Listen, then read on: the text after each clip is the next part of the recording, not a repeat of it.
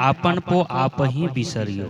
उदाहरण देते हैं, जैसे जैसे स्वान कांच मंदिर में भरमति भूसी मरी। एक मंदिर कांच का है और वहां कुत्ता जो है वो घुस जाते हैं और उसमें उसके बहुत सारे प्रतिमा दिखाई देते हैं गिलास के मंदिर में, और वो अपना प्रतिद्वंदी समझकर, अपना दुश्मन समझकर उससे राग द्वेष कर बैठते हैं और उससे लड़ते हैं और भूखते हैं, उससे झगड़ते हैं और लड़ के झगड़ के भूख भूख कर वो मर जाता है, क्योंकि उसका जो प्रतिबिंब उसमें है और वो अपने आप का वो ज्ञान, वो विचार, वो विवेक वो भूल गए हैं अपना स्वरूप। इसलिए उसकी जो परछाई है उसी का है और उसको देखकर वो भ्रमित हो जाता है कि मेरा कोई दुश्मन है, मेरा कोई प्रतिद्वंदी है, मेरा कोई अगेंस्ट पार्टी है, और वो भूख भूख कर मर जाता है। उसी तरह सदगुरु कबीर साहब ने कहते हैं कि जैसे वो अपना प्रतिद्वंदी समझकर वो भूख भूख कर मर गए, अपना स्वरूप भूलकर, उसी तरह अपना वास्तविक स्वरूप भूलकर मनुष्य प्राणी जो है एक दूसरे में, सांसारिक प्राणी पदार्थों में अपना राग और द्वेष बनाते रहते हैं और पूरा जीवन कलह क्लेश और मन की उछल कूद में। तो रुको जरा, सबर करो। ग्रंथ बीजक शब्द प्रकरण में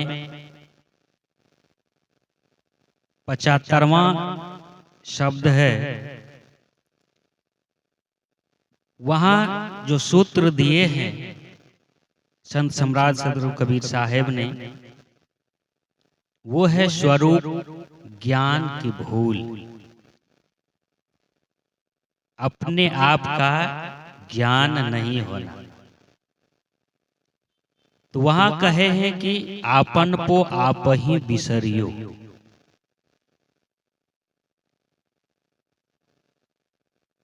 मतलब अपने आप का ज्ञान जो है, अपने आप का जानकारी, वो हम लोग भूल गए, अपने आप को बिसर गए। बिसर जाने का अर्थ होता है भूल जाना। तो सदगुरु कबीर साहब ने कहे कि आपन को आप ही बिसरियो। उदाहरण देते हैं, जैसे जैसे स्वान कांच मंदिर में भरमति भूसी मरी। एक मंदिर कांच का है और वहां कुत्ता जो है वो घुस जाते हैं और उसमें उसके बहुत सारे प्रतिमा दिखाई देते हैं गिलास के मंदिर में,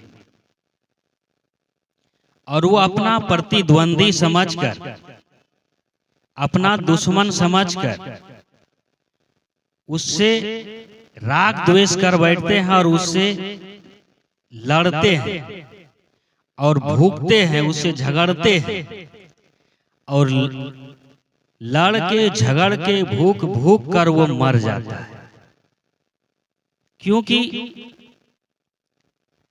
उसका जो प्रतिबिंब उसमें है और वो अपने आप का वो ज्ञान, वो विचार, वो विवेक वो भूल गए हैं अपना स्वरूप। इसलिए उसकी जो परछाई है उसी का है और उसको देखकर वो भ्रमित हो जाता है कि मेरा कोई दुश्मन है, मेरा कोई प्रतिद्वंदी है, मेरा कोई अगेंस्ट पार्टी है, और वो भूख भूख कर मर जाता है। उसी तरह सदगुरु कबीर साहब ने कहते हैं कि जैसे वो अपना प्रतिद्वंदी समझकर वो भूख भूख कर मर गए, अपना स्वरूप भूलकर, उसी तरह अपना वास्तविक स्वरूप भूलकर मनुष्य प्राणी जो है एक दूसरे में, सांसारिक प्राणी पदार्थों में अपना राग और द्वेष बनाते रहते हैं और पूरा जीवन कलह क्लेश और मन की उछल कूद में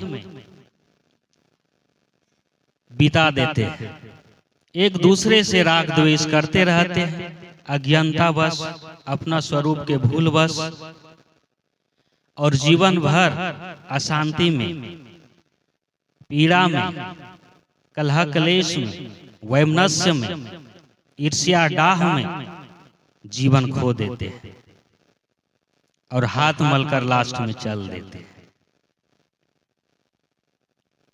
अगला उदाहरण देते हैं, ज्यों केहरी बपु निरखी कूप जल, प्रतिमा देखी परी। केहरी मतलब सींग होता है, बपु मतलब चेहरा। किताबों में एक कहानी पहले आते थे कि एक जंगल में शेर रहते थे और उन्होंने सबको परेशान करते रहता, सबको खाते रहते। तो एक दिन शेर के अलावा जितने भी जंतु प्राणी थे, सब ने मीटिंग बैठाया और बोला कि चलिए सब सिंह के पास जाते हैं और उसको कहेंगे कि एक एक कर खाइए, एक एक कर हम लोग खुद ही आपके पास चल जाएंगे, आपको इस तरह का परेशान होने की जरूरत नहीं है।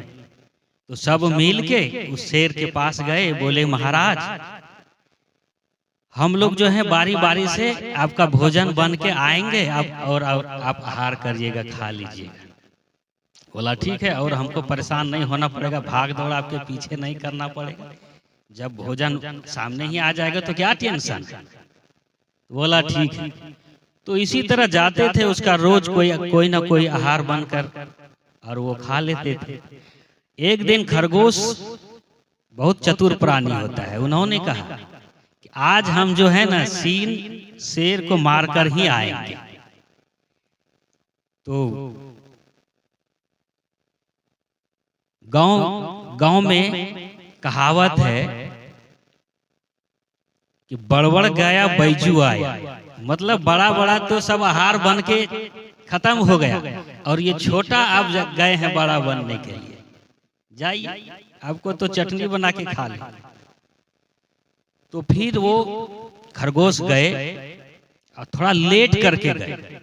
जैसे ही गए तो शेर कहता है कि अरे इतना लेट से क्यों आए। वो बोले कि महाराज मेरा एक दोस्त है, उसको दूसरा सिंह पकड़ लिया है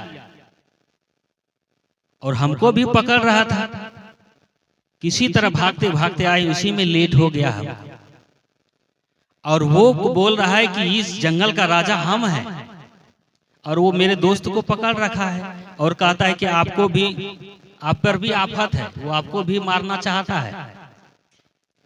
और उसको पीन चढ़ा दिया खरगोश।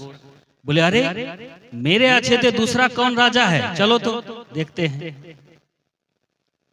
वो खरगोश आगे आगे जा रहा है, पीछे पीछे वो जंगल का राजा सिंह।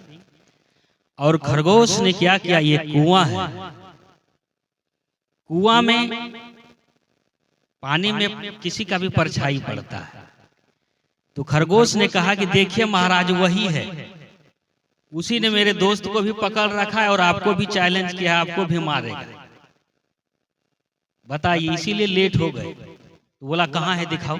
बोला कि वो कुएं में देखिए ना, जैसे वो झांकता है तो शेर की प्रतिमा उसमें दिखाई दे। बोला कि सही कहा तूने, अभी उसको हम मार के आते हैं। बस उसमें कूद गया शेर, कुआं में कूद गया। तो वहां क्या कौन उसका दुश्मन रहेगा, कोई नहीं।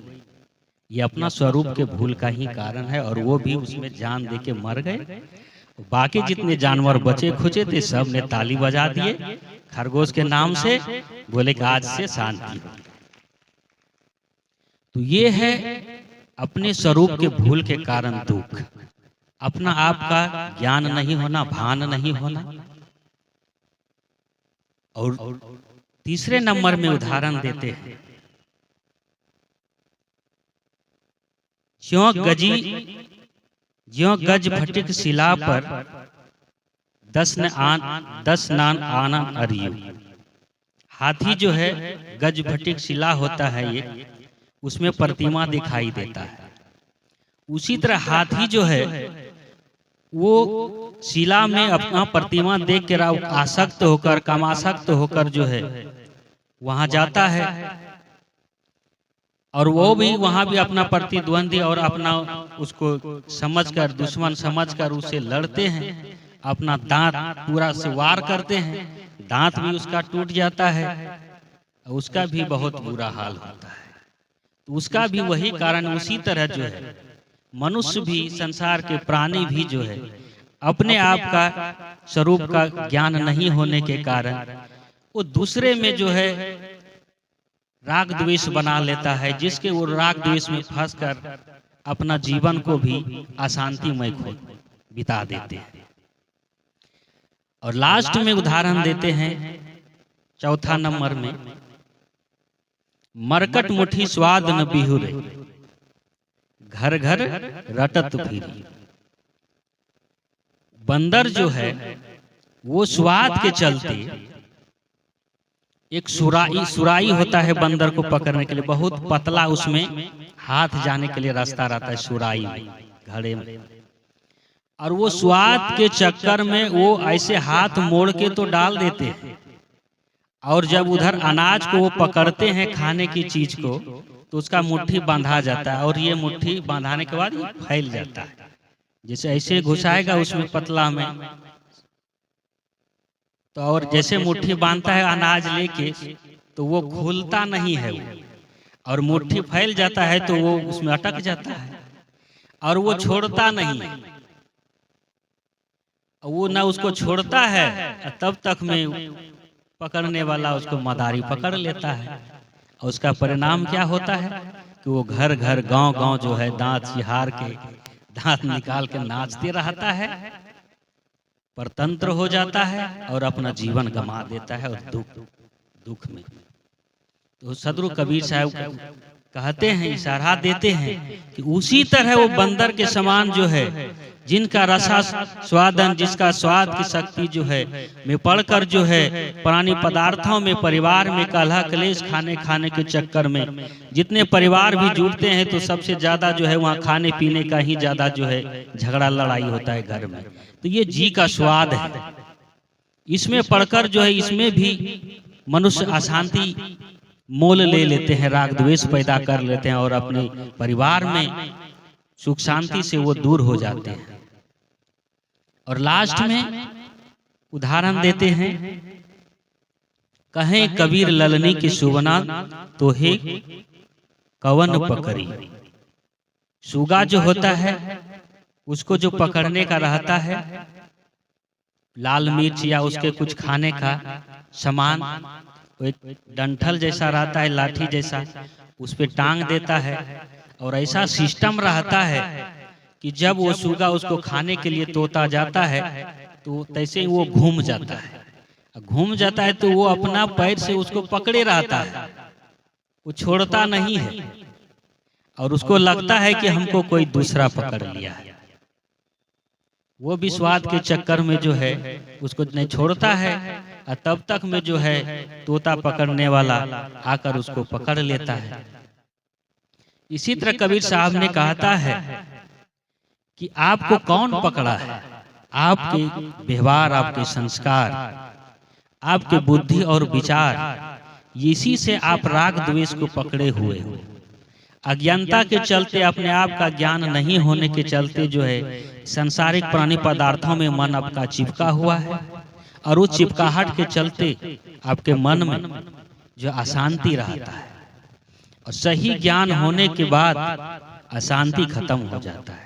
जैसे रास्ते में अंधेरा में आपको रस्सी जो है, डोर, वो मिल गया तो आपको भान होता है, आभास होता है कि ये सांप है।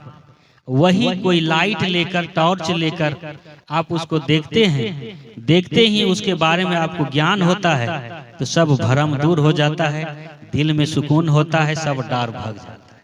तो उसी तरह जब अपने आप का ज्ञान हो जाता है, अपने स्वरूप का ज्ञान हो जाता है, ये संसार के प्राणी पदार्थों का क्षण भंगुरता का ज्ञान हो जाता है, तो उसका मन धीरे धीरे शांत हो जाता है, संतुष्ट हो जाता है। जिसके अंदर में संतुष्टि है, संतोष है, वो 24 घंटा एनी टाइम उस सुख में ही जीता है। इसलिए शास्त्रों ने कहा है कि संतोषम परम सुखम। जिसके दिल में, जिसके मन में संतोष रूपी धन है, तो और बाकी धन फीका पड़ जाता है। गज धन, ये सब और 3-4 धन है, गज धन, वाजी धन, ये सब जो है सब जब संतोष धन आता है तो ये सब धन क्या होता है, धूलि समान हो जाता है। तो सबसे बड़ा है संतोष। जिस परिवार में, जिस मंडली में, जहां भी जिसके अंदर संतोष्टि है, वो उतना ही सुख की ओर बढ़ता है, उतना ही उसके जीवन में सुख होता है। जिस परिवार में 10 सदस्य है, यदि उसमें सबों में संतोष बांधने की प्रक्रिया है, वो शक्ति है, तो उसके घर में और ज्यादा सुख होता है। गोस्वामी जी कहते हैं, कुमति सुमति सबके उर रहई, पुराण निगम। सुमति कुमति सबके उर रहई, वेद निगम। ऐसे कहीं ऐसे ही साखी है, स्मरण नहीं हो रहे कि जहाँ सुमति तहाँ संपत्ति नाना। जहाँ सुमति है वहाँ संपत्ति का अंबार लग जाएगा, सुख शांति का अंबार लग जाएगा। जहाँ कुमति तहाँ विपत्ति निदाना। जहाँ कुमति है, अपने में तालमेल नहीं बैठ रहा है, जिस परिवार में, जिस संस्था में, जहाँ भी, तो वहाँ गड़बड़ी खटपटी होते रहे, वहाँ शांति और संपत्ति दोनों का नाश होते रहे, एक दिन छिन्न हो जाएगा। तो संपत्ति और शांति को बनाए रखने के लिए, जीवन में सुख को बनाए रखने के लिए सुमति बहुत जरूरी है। जैसे जीवन में श्वास जरूरी है, भोजन पानी अन्न लेना जरूरी है, तो उसी तरह जो है सुमति भी, सुख शांति चाहने वाले को वो जरूरी है कि सुमति बनाए रहे। सुमति का मतलब होता है एक दूसरे की बुद्धि विचार को मेल जुलाकर चलना, चलाना, एक दूसरे को समझना। जहां है वहां सुख शांति है। तो सदगुरु कबीर साहब ने कहे हैं कि अपना स्वरूप जो है भूलकर ही मनुष्य दुख पाता है। तो अपना स्वरूप क्या है, अपना आप का ज्ञान क्या है, मैं कौन हूं, ये सब का ज्ञान होना बहुत जरूरी है। तो सदगुरु अभिलाष साहब जी के एक छोटी सी पुस्तक है, मैं कौन हूं, उसमें आप पढ़कर इसके बारे में, अपने स्वरूप के बारे में पूरा जानकारी ले सकते हैं। उसमें है कि आप जन्म लेने से पहले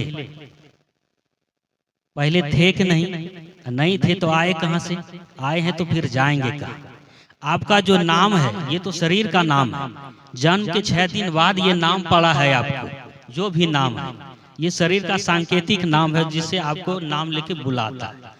लेकिन आपका मेन नाम क्या है, पहले क्या नाम था। तो मेन है कि ये मैं और तू कहने वाला जो है, मेन आप वही है जिसको आत्मा कहते हैं, जीव कहते हैं, रूह कहते हैं, सोल कहते हैं। आप वही हैं। और उनका क्या स्वरूप है, इसी के भूल के बस हम लोग जो है जीवन भर अशांति में, आवागमन में मिटा देते हैं। तो कहते हैं कि अपना स्वरूप जो है वो मैं क्या हूं, मैं जो बोलने वाला है, मैं तू कहने वाला, वो आत्मा है। और ये आत्मा जो है, आप मन नहीं है, आप बुद्धि नहीं है, प्राण नहीं है, और ये सबको जानने वाला आप आत्मा है। सबको जाने सब नहीं होई, जानन हारा जीव है सोई। जो जानता है और जो जानने में आता है, दो वस्तु है जो कि वेदों में, शास्त्रों में कहा है, चेतानी और भूतानी। चेतन जगत और भौतिक जगत। चेतन जगत में ये चेतन सत्ता है, चेतन आत्मा जो है ये है। और भौतिक जगत में जो जितने भी देखने, सुनने में, जानने में, अनुभव करने में आ रहे हैं, ये संसार के पदार्थ, ये सब भौतिक जगत में आता है। तो वो सबको जानने वाला जनैया चेतन जीव आत्मा है, और वो ज्ञान स्वरूप है। उसमें काम, क्रोध, लोभ, मोह, ये जितने भी मन के विकार है वो कुछ भी नहीं है। वो अजर है, अमर है, अखंड है, अविनाशी है, शाश्वत है, पुरातन है। वो जलता नहीं है, वो कटता नहीं है। गीता में कहे हैं कृष्ण भगवान जी, नैनम छिदंती शस्त्राणि नैनम दाहति पावकः नो चैलम कलिंत्यापो नो शोष्यति मारुतः। वो हवा द्वारा सुखाया नहीं जाता है, आत्मा आग में जलाया नहीं जाता है, पानी में भिगोया नहीं जाता है, शस्त्र द्वारा काटा नहीं जाता है। वो अजर है, अमर, अखंड है। तो वो जो अपना स्वरूप है वो हम लोग भूल कर इधर सांसारिक प्राणी पदार्थों में जो राग और द्वेष बनाकर और अपना जो है वो मुक्त स्वरूप जो है, जहाँ की वो निर्मल है, जहाँ परमानंद है, वो स्वरूप भूलकर इधर हम लोग जो है प्राणी पदार्थों क्षण भंगुरता में पड़कर अपना सुख, शाश्वत सुख को भूल जाते हैं। वही सदगुरु कबीर साहब ने कहा, जैसे वो सब अपने स्वरूप को भूलकर, जैसे वो लोग कुत्ता भूख भूख कर हाथी हुआ, सुगना हुआ, वो सब जैसे मरे, उसी तरह हम लोग भी हैं। तो अहम और मम, मेरा और मैं में बहुत अंतर है। मैं कभी मेरा नहीं हो सकता और मेरा कभी मैं नहीं हो सकता। इसलिए मेरा शरीर, मेरा हाथ, मेरा मन, मेरा प्राण, मेरा आंख, ये मेरा है, वो मैं नहीं हो सकता। इसलिए अहम और मम, मेरा और मैं में बहुत अंतर है।